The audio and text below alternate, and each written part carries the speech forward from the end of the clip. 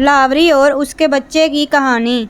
लावरी एक पेड़ पर घोंसला बनाकर रहती थी, क्योंकि लावरी के बच्चे अभी बहुत छोटे थे, इसलिए वह भोजन की तलाश में अकेली ही निकल जाती थी।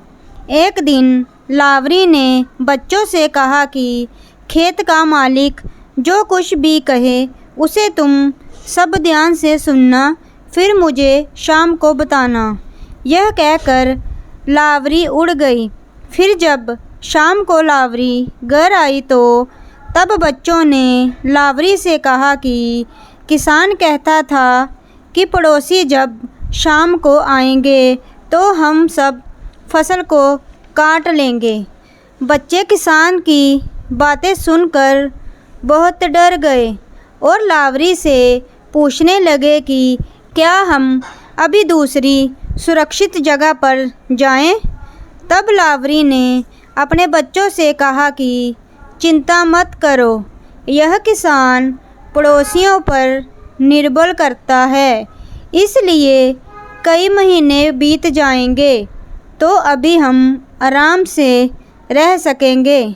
अगले दिन किसान जब अपने खेत में आया तो कोई भी पड़ोसी उसकी मदद के लिए नहीं आया।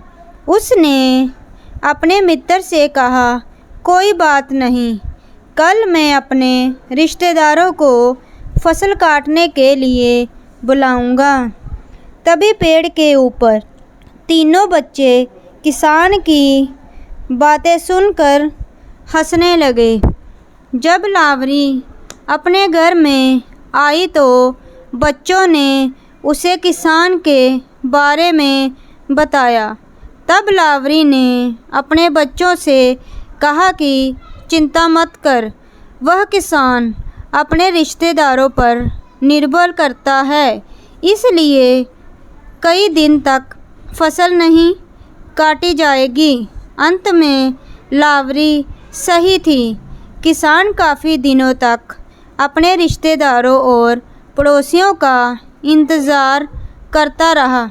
फिर किसान काफ़ी दिनों बाद खेत आया और कहने लगा कि मैं अपने मित्रों को बुलाकर फसल काटूंगा।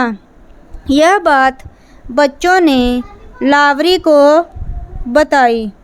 अभी भी चिंता करने की कोई ज़रूरत नहीं।